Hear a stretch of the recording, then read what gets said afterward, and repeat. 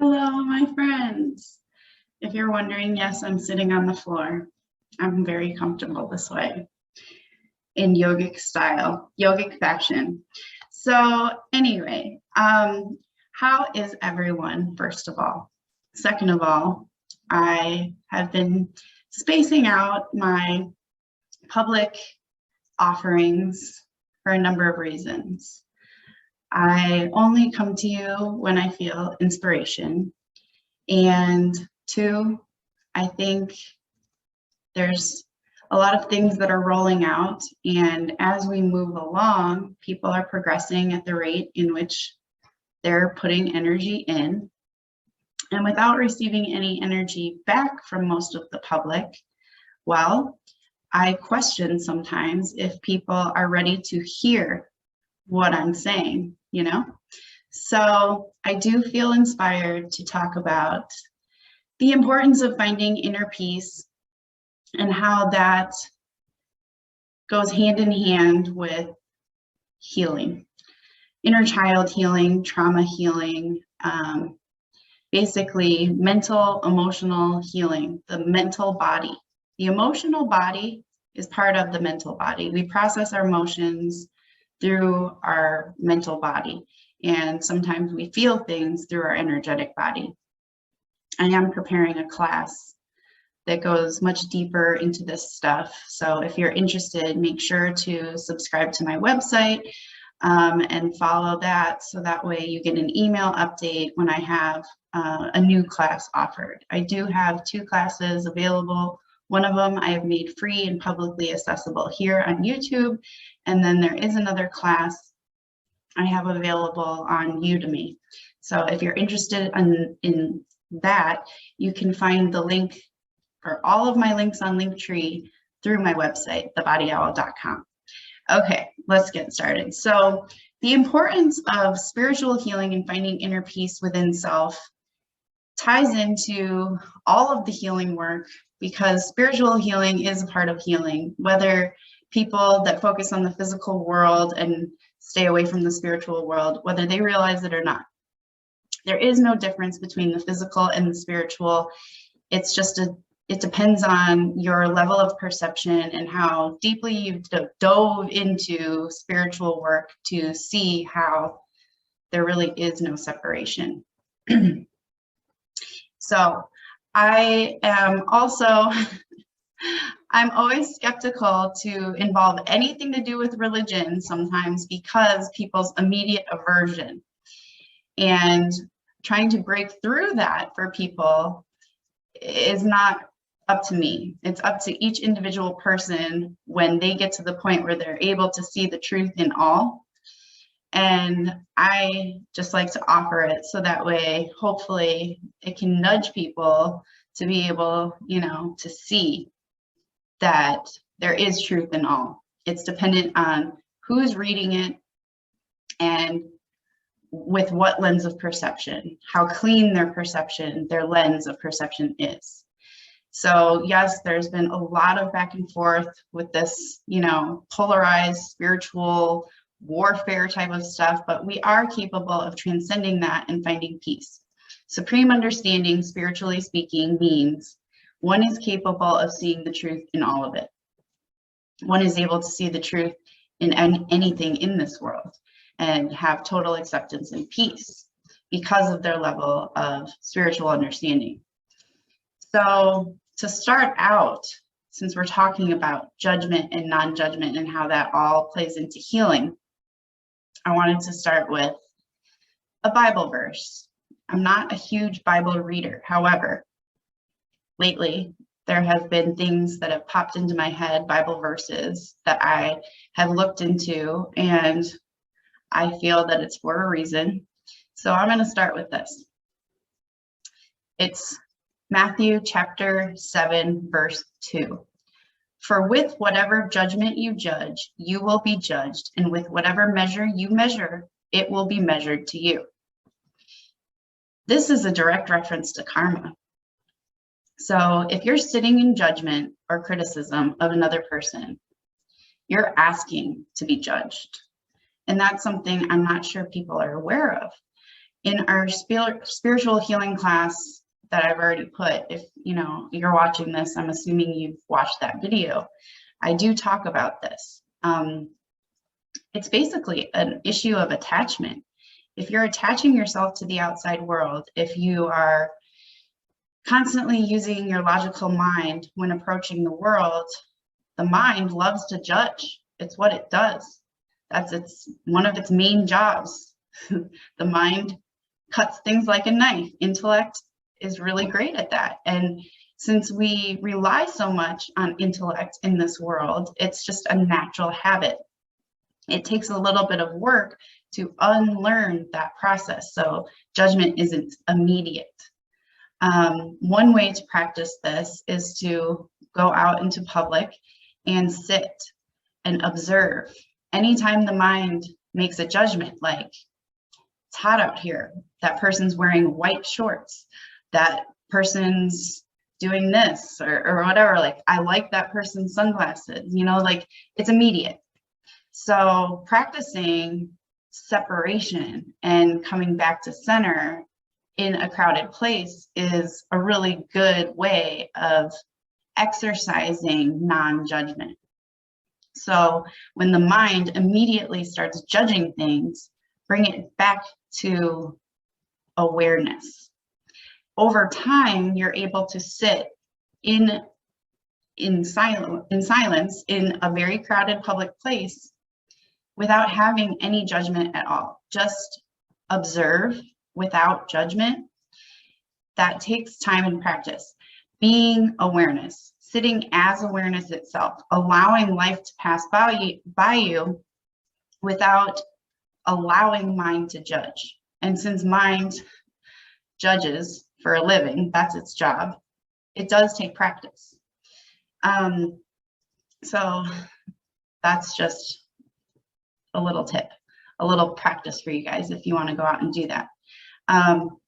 There are a lot of different spiritual practices, and to each their own, right? Acceptance and peace within self means accepting that people are going to choose whatever spiritual path fits them, and we accept that. There is always this ability for self to have the higher perspective. If other people want to argue over spiritual beliefs and paths, that's up to them. Like an eagle, we may soar above the storm. So an eagle, the bird in nature, sees the storm or feels and senses the storm coming. They use that energy to soar above the storm, have a bird's eye view of the storm, and they soar even higher.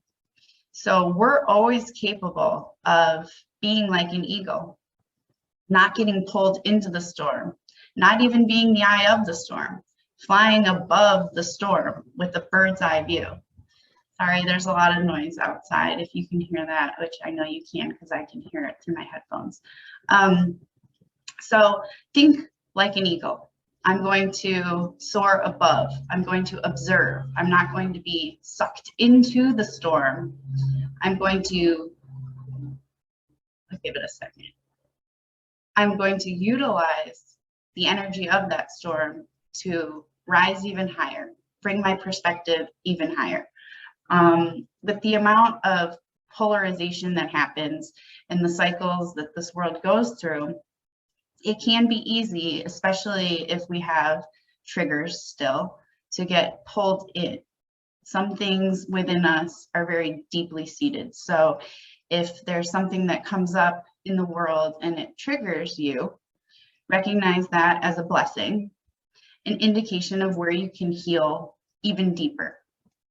So rather than seeing it as like, oh, another time I can go at this fight, recognize, oh, I'm aware of it this time. This time the cycle came back around and I'm not going to get pulled into it. I'm going to soar higher with a higher perspective and allow myself deeper levels of healing. Trauma healing, inner child work, all this type of healing work, it directly relates to our inner demons.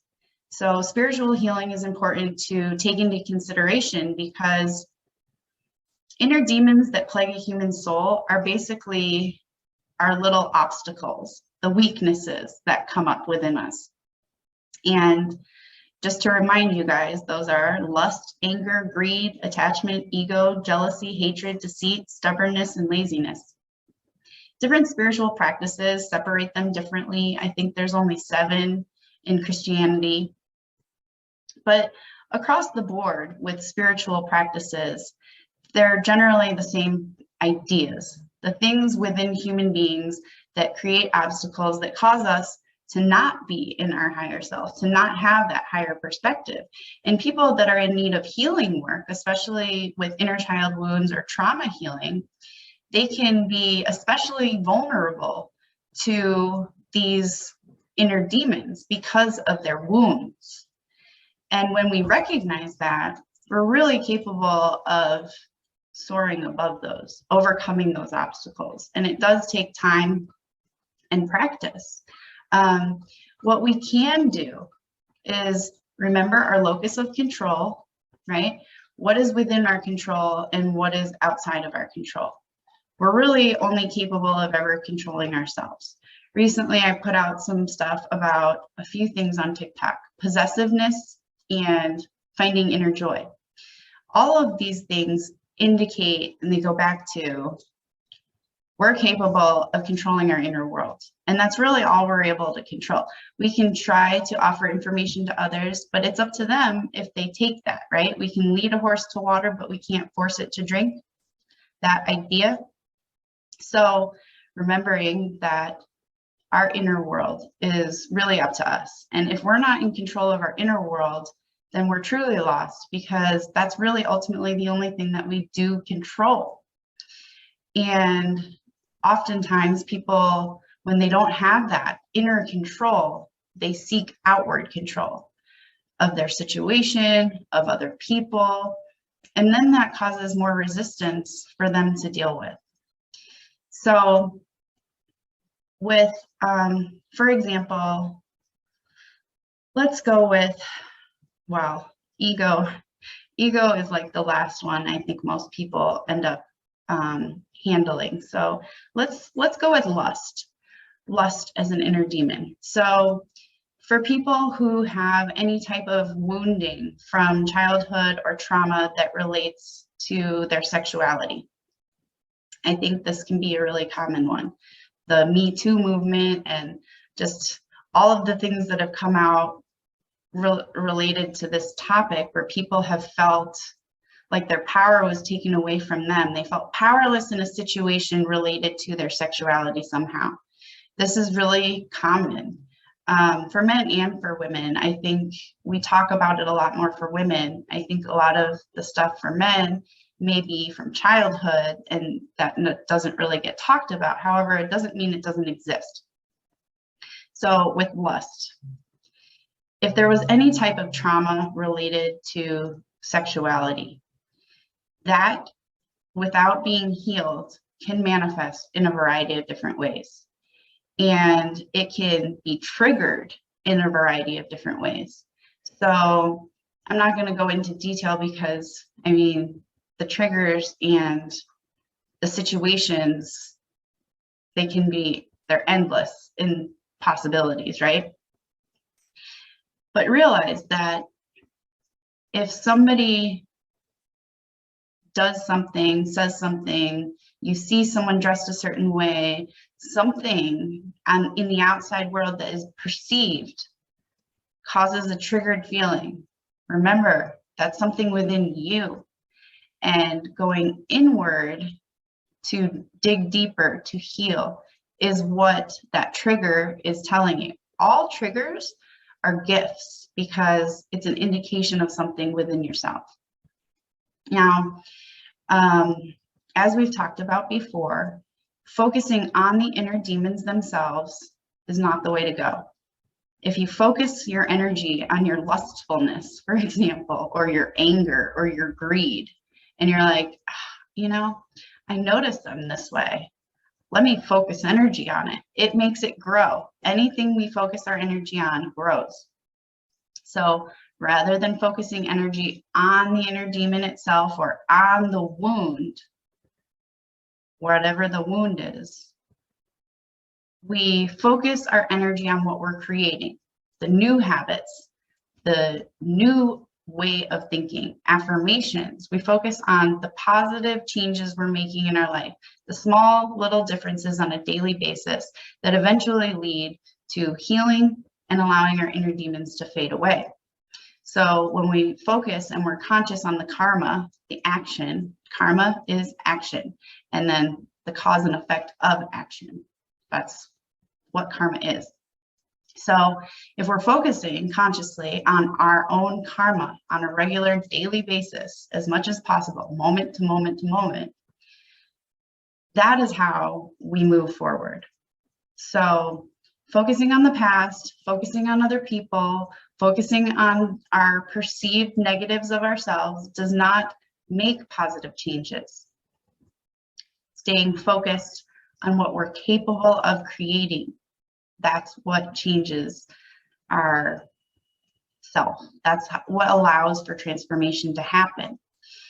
When we are trying to lose weight, for example, if we're weighing ourselves every day and we're focusing on that number on the scale, we can sometimes develop anxiety or stress surrounding weight loss.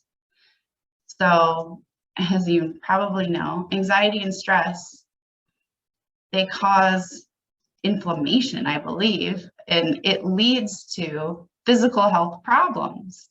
So that's just one easy example with something physical that you can understand the correlation between the mental emotional body and how it can cause resistance and have an adverse reaction. It can have an adverse outcome of what you're actually trying to achieve. If you're trying to reduce your levels of stress and anxiety, thinking about your problems increases your stress and anxiety. Thinking about your stress levels or thinking about your blood pressure increases your blood pressure.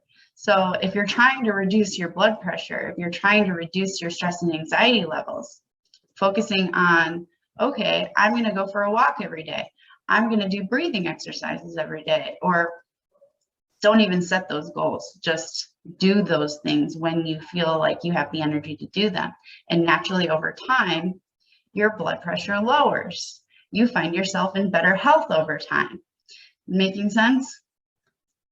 So on the spiritual level, bringing this all together, anytime we struggle, those inner demons that plague a human soul, those obstacles that the soul has to overcome, sometimes can rear up their heads. And recognizing that non-judgment begins with self is important. So acceptance, okay, this is where I am today. This is the moment, I accept it. And I am not going to judge myself for where I currently am. I'm going to focus on continuing to move forward. When we start judging ourselves, we create the same type of resistance. We also carry that vibration. So if we're being critical and judgmental of ourselves, we are much more likely to be that way towards other people. We also carry that vibration, and people can feel and sense that. There are people in this world that have always had, I'm one of those people, have always had people feel very comfortable telling them things that seem a little out of the ordinary to tell somebody that you just met or that you don't know that well. And there are a lot of people out there that have this, where people just feel comfortable telling them things. And it's because we don't carry that judgmental, critical vibration. So naturally, without knowing people, people can feel a sense of acceptance. They can feel, okay, I don't know what it is about this person, but I feel comfortable telling them things. It's because they're feeling and sensing with their sixth sense, their third eye, basically feeling the vibration of that person. They feel comfortable talking to that person. So if you find yourself to be a kind of person that other people are very closed around, they don't feel comfortable telling you things, and you feel like you have to pull information out of them. First of all, it might be that person. You know, you can't immediately assume that it's you. Some people are closed because of their own trauma, their own reasons, and it has nothing to do with you. However, if you find this to be a repeated pattern with most people in your life experience, and you're encountering people and they're just very closed to you, self-reflect. Have I been judgmental towards others or towards myself? Am I constantly in a state of judgment? Am I overusing my logical mind to make judgments upon things? Unnecessary judgments too. Sometimes we make judgments about things that, why are we making a judgment about something, especially if it doesn't affect us? It's just a habit of mind. Breaking that habit will allow for yourself to feel more peaceful. So another inner demon is attachment. I mean, these are a list of 10, but the main ones that I see that people struggle with the most, I mean, the obvious ones, hatred and anger, that is a reflection of self. All of them, everything is a reflection of self. So if you see people that are angry people, realize that it's a reflection of their inner world. They feel angry for whatever reason, and that's an inner conflict within them. We cannot change or take away people's hatred. They have to do that. The best that we can do is to not be hateful ourselves. And the more people that decrease their inner levels of hatred, that will decrease the levels of hatred in society. So attachment, again, with these cycles that happen in society where issues will come to the surface and everybody in the world seems to have some sort of opinion, judgment, because they're attached to the outside world. They're attaching themselves to these issues. Realizing you don't have to be attached. You can observe and recognize what's happening without attaching yourself to it. Because, well, attaching yourself to it then brings you into it, and it can lower your vibration. It can upset your peace of mind. And is it helping whatever issue? If there are viable solutions and you can remain peaceful in your state of mind and focus your energy on creating something that will help with whatever issue it is, that is energy well spent. If you're attaching yourself to things, making judgments, allowing your mental peace to be disturbed about things that you cannot change, that's self-destructive and unnecessary. It's a waste of your energy. I did talk about possessiveness, and I do want to touch on that because I think this is an issue that people do have. Possessiveness stems from fear. It comes from a fear of abandonment, loss, rejection. And if you think about possessiveness, to possess something, to take ownership of something, it's kind of an interesting topic. I find it to be interesting because we talk about having possessions, so all the things that we own, all of our material goods that we are in possession of, the things that we own, the things that are in our house, the things that are in our accounts or bank accounts or whatever, our assets are all possessions. Do we have an attachment to these? Are we in possession of our possessions, or do they possess us? If we're attached to the idea of losing everything, then our possessions own us. Recognizing that subtle difference. I own all this stuff. Yes, they are my possessions, But if I am in fear of losing them and I allow that to govern me, then I'm attaching myself to them, and those material objects are actually owning me. Another thing to think about with possessiveness is towards another person. Why do people feel possessive of another person? Because they fear that they're not going to have them in their future. This is a very common, and it's an unhealthy dynamic with energy. So if a person feels like someone's being possessive of them, and they are a healed person, they can feel like that person's trying to take their control away. Because if you're being possessive of another person, you're trying to claim ownership of another person. That person then in that possessive person's head is like an object rather than another human being.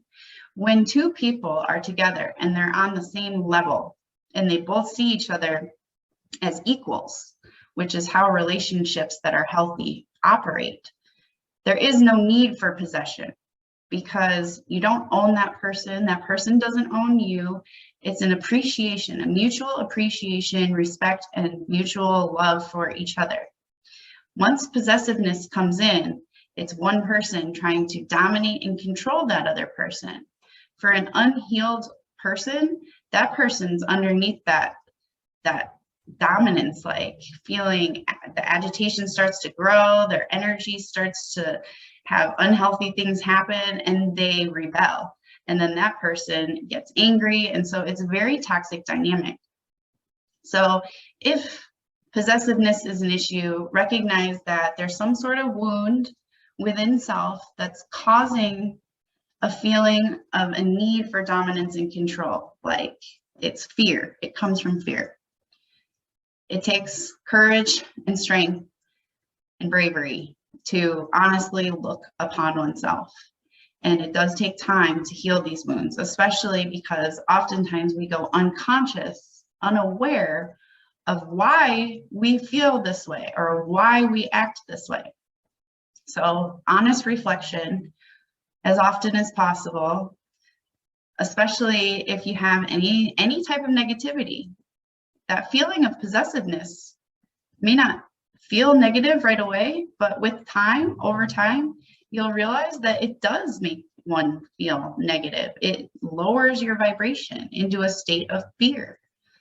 People with dominance issues that want to be possessive, it might make them have this illusion of strength, but at the end of the day, it's an actual weakness because it does stem from fear. And we can imagine that might be earth-shattering for the person to realize that, oh, I'm not actually being strong by being possessive of another person. It's an actual indication of weakness. And anybody that understands human behavior, energy, they can see that about me, that it's an actual weakness. And that can actually be used as a manipulative tool back to the possessive people. So it's better to honestly reflect and heal that within self, because if people start noticing that, they might use it against you. And as I've said before, that exploitation of people, it goes back and forth. To avoid being exploited, one must make sure that they aren't exploiting other people. They're not involved in any negative energy transference themselves. They're not creating toxic energetic engagements with other people. The last one that I really want to talk about is jealousy. So jealousy, why do people feel jealous? This is something, and it's not because I'm a Leo and I have some sort of inflated sense of self. Self-worth was something that I personally had to work on at length. So jealousy is an interesting one. It also comes from a feeling of lack. People that feel jealous of others feel like they're lacking somehow. And I mean, people can be jealous about literally anything. And I have never understood this because I always see people's beauty. like literally everybody.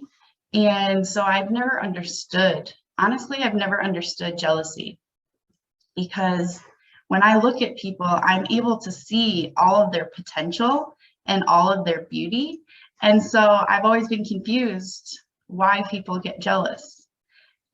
So again, with jealousy, the way to heal this and to move past this inner demon is to recognize your own completeness, realize how beautiful you are, realize that it's a self-worth issue, it's a self-love issue. If you don't love yourself, if you don't feel complete, it's much more likely that you'll feel jealous of another person. And jealousy is just a really nasty vibration to carry, and people can feel and sense that too. So jealousy can cause and manifest into different behaviors. It can be gossiping is the huge one. People that are prone to jealousy oftentimes gossip about other people. I'm not sure everyone realizes that gossiping and negative talk about other people is a form of black magic. When I found that out, I was like, wow, yeah, that totally makes sense. People tend to think that black magic entails, I'm not really familiar with all of the processes people do that use that stuff, but it's not always, doing some sort of ritual. Gossiping negatively, spreading lies about people, smearing people's names, that is a form of black magic. And that all stems from the inner demon of jealousy oftentimes. So recognizing we need to get over our inner demons is important, because that negativity comes back, right? Karma. So there are people that put out all these types of negative vibrations that stem from these inner demons, and then they refuse to look upon themselves and reflect. And then they don't understand why. There's some sort of divine judgment that happens, or karma does its thing and comes back around to hit them. And then they still project outward like, oh, that person must be doing something to get back at me. They're taking revenge. Again, stemming from fear. No, it's not necessarily somebody trying to attack you. You attacked yourself when you sent out negative vibrations by gossiping and doing nasty things with your energy, talking, thinking, your thoughts, your words, your actions, all of it sends out vibrations. So blaming other people for health issues or for financial issues or for anything that comes back, if reflect, was I sending out negative vibrations? There are people that do, things, and it will come back to them. But generally speaking, I don't think the majority of people are actively engaging in attacking individuals. There are people that do. We're not even talking about that though. We're talking about the general public and how they don't understand sometimes why things happen in their life. It's a level of awareness. When we increase our awareness and take ownership of our thoughts, words, and actions, that clears the way for us to create the karma that we want to create. Okay. Ego. We'll touch on ego and then we're done. So ego is usually the last one that people handle, but perhaps not. I think ego might be the most resistant because it's that sense of I. And without that sense of I, people feel lost and afraid. Letting go of that sense of I can be scary for people. Well, if I let that go, then what's left? What am I without the I?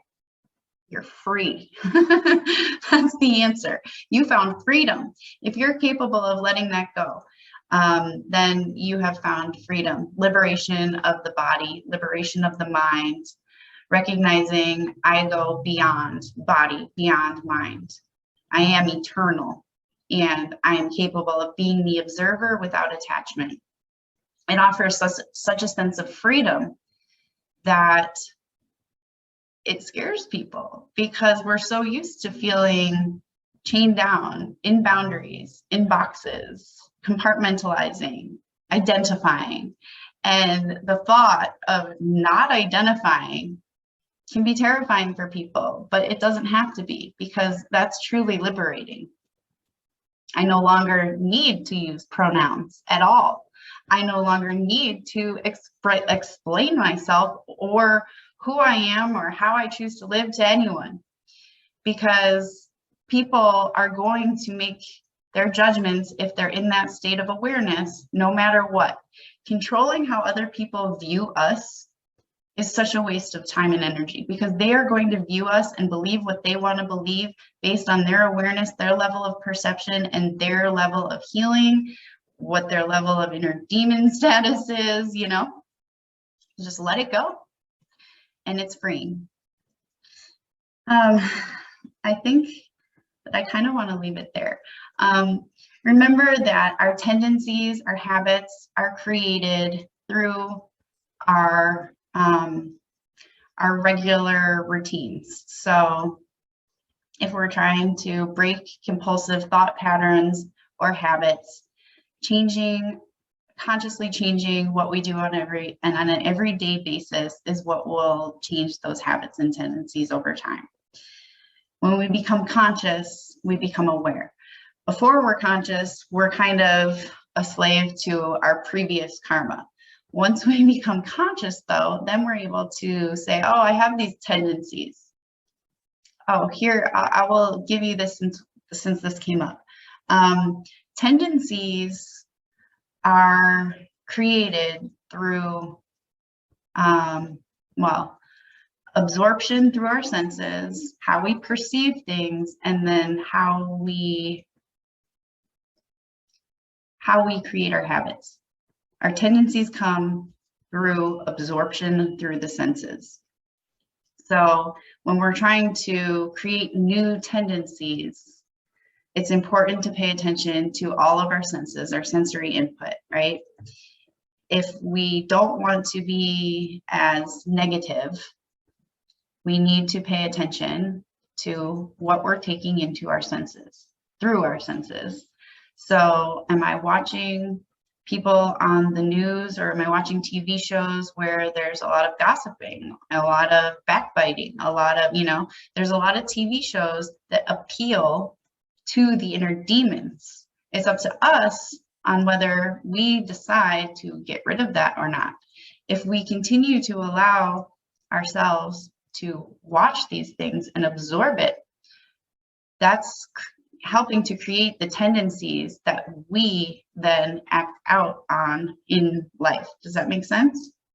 So if you're watching a lot of shows, reality TV shows, there's so much drama. You're allowing your human system, your divine vessel, to be subjected to all of this drama. Even if you don't attach yourself to it, which oftentimes people have a hard time doing. People watch TV shows and they really identify with certain characters. This can be problematic because that means even watching TV, there's attachment. Well, I don't like that character or person because they did this or said this about that person. And it's all strangers on TV. It could be totally fictional, or it could be reality TV, or it could be in the real world, whatever. You're attaching it, not you, but if people attach themselves to it, then they're really absorbing it and it becomes part of them. And then they develop tendencies based on that input, that sensory input that they took in. Same thing with music. If you're listening to music and you allow yourself to listen to music that's very hateful and negative, you're creating who you are by what you take through your senses. So awareness of what you're taking in, TV, music, your surroundings. If you're in a work environment over time and you know it's toxic and you have the option to leave and find another job, It's up to you. The longer you stay in a negative and toxic environment, the more you're taking in, and then that becomes who you are. We've all heard like guilt by association, or you become who you hang out with. That's why. Because not only do brainwaves synchronize, but vibrations are contagious, and we take that in, and then that does become us.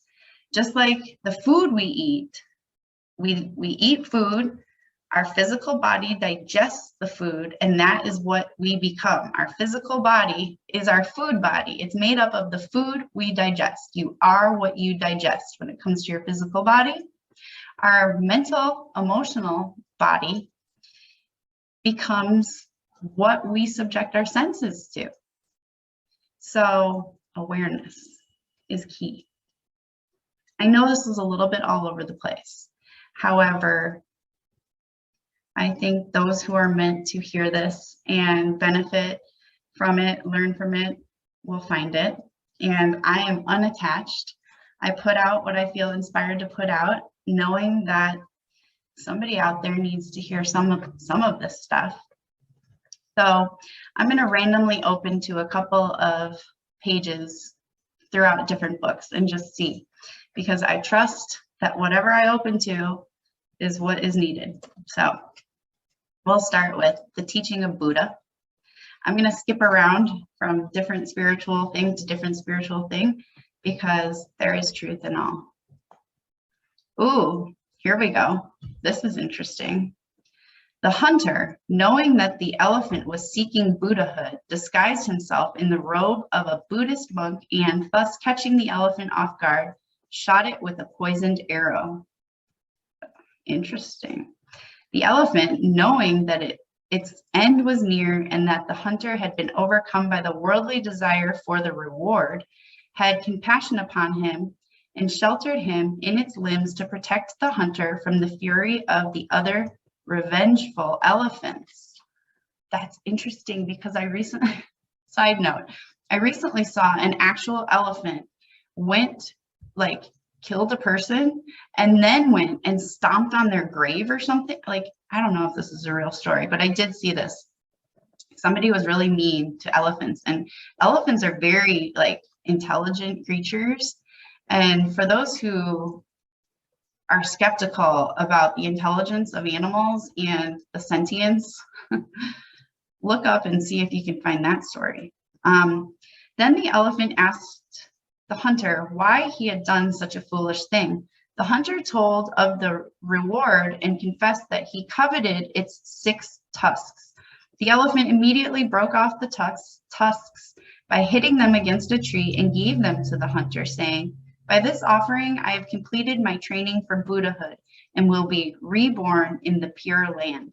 When I become a Buddha, I will help you to get rid of your 3 poisonous arrows of greed, anger, and foolishness." Ew, I got goosebumps.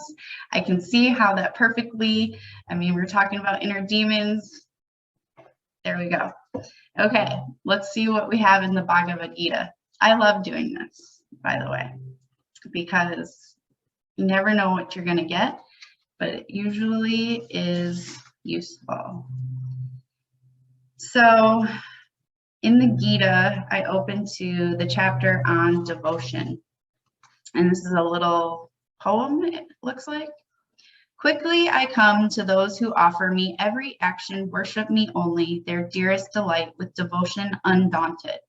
Because they love me, these are my bondsmen, and I shall save them from mortal sorrow and all the waves of life's deathly ocean. Be absorbed in me, lodge your mind in me, thus you shall dwell in me. Do not doubt it, here and hereafter. If you cannot be absorbed in me, then try to reach me by repeated concentration. If you lack the strength to concentrate, then devote yourself to works which will please me. For by working for my sake only, you will achieve perfection. If you cannot even do this, then surrender yourself to me altogether. Control the lusts of your heart and renounce the fruits of every action. Okay, so this is talking about attachment and being able to see divinity in everything. And if you're unable to focus your concentration, if you're unable to achieve that level of awareness on a regular basis, practice. If you're unable to practice, then, it gave the different steps. So detaching yourself from the fruits of action is what I just talked about with the videos that I make. I know that I feel inspired to put this out, but I'm unattached. If people find it useful, they find it useful. If one person finds it useful, they find it. If nobody does, nobody does. That doesn't stop this vessel from doing what I felt inspired to do. I, not ego, the true I, true self, eternal consciousness. I did put out recently a quote that says, "I am a wave in the infinite ocean of consciousness." If you were wondering, if you follow that closely of all the work that I put out, what I mean by this is, if consciousness, if everything, all of everything, the infinite is one large ocean, right? An ocean of consciousness that expands beyond the finite creation that we consider creation. So literally infinite, the ocean of infinite. I, this vessel, this personal piece of consciousness, am just a wave in the infinite ocean. When you think about the ocean, you know that the ocean is water, and that a wave cannot be separated. It's part of the ocean that consists of water. And we talk about this in yoga or in Vedanta because it gives people a parallel to understand. So the wave we can identify as being separate because it has a word and a form, right? A wave has a word and form that separates it, but can that wave ever be separated from water or the ocean? That's the idea of the oneness, how we are all just waves in the infinite ocean. We cannot be separated from each other or from the ocean. We are just a wave. Okay, now I have the Upanishads. Chandogya. Brahman is all. From Brahman come appearances, sensations, desires, deeds. But all these are merely name and form. To know Brahman, one must experience the identity between him and the self, or Brahman dwelling within the lotus of the heart. Only by so doing can man escape from sorrow and death and become one with the subtle essence beyond all knowledge. So beyond knowledge, knowledge is within the mind. And above mind is wisdom. So when you're able to go beyond mind, there's not those limitations of mind. So I've been recently describing this as, imagine a piece of paper that goes infinitely in all directions. Okay, so it's an infinite white piece of paper that goes on forever in every direction. Now, in your mind, imagine a circle being drawn upon this piece of paper. That circle signifies our idea of creation. It's a finite section of the infinite. It's still part of that infinite piece of paper. However, it's a finite portion that we're able to attempt conceptualizing with our mind. Anytime we try to understand all of creation, just that circle, it can begin to feel unfathomable to our mind. Because once we bring it into our mind, it's even more limited by our mind, by our knowledge. So when we go beyond mind, we're able to have a different perspective, a more expansive perspective of that circle, of the finite. And we are beginning to be able to fathom the infinite, because like mind cannot fathom infinity. I hope that planted a seed. Okay, let's go to the Tao Te Ching.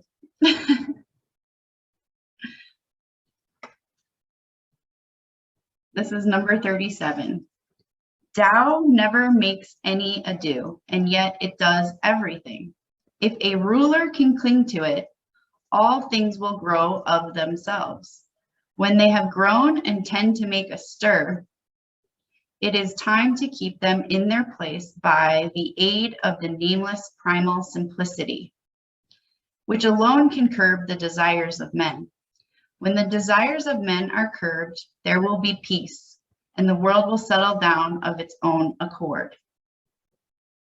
True. So yesterday I put out a video on TikTok about peace. I saw someone post about their opinion of world peace, and they said, world peace, hold on,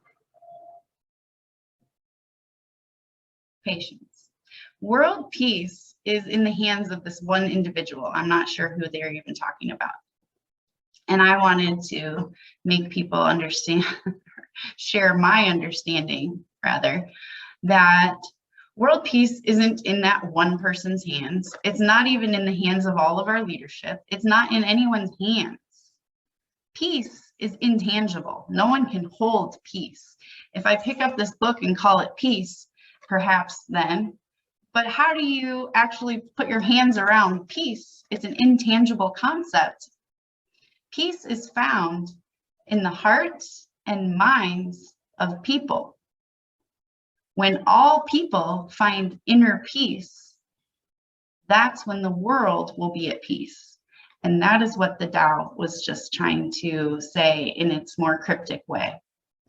Sometimes it just can be a challenge to understand what these books are actually saying. And I think with time, people are able to understand what all of them are saying. Okay, we're almost done. I have this book and then one more. Divinity Everywhere. This is the Gospel of Sri Ramakrishna. I say it like that because this book just like, it really struck a chord in my heart when I read it. Divinity Everywhere. Another day I went to the parade ground to see the ascension of a balloon. Suddenly, my eyes fell upon a young English boy leaning against a tree. The very posture of his body brought before me the vision of the form of Krishna, and I went into samadhi. So Krishna is, if you're unaware, Krishna is like Christ. So it's like a parallel to Christ.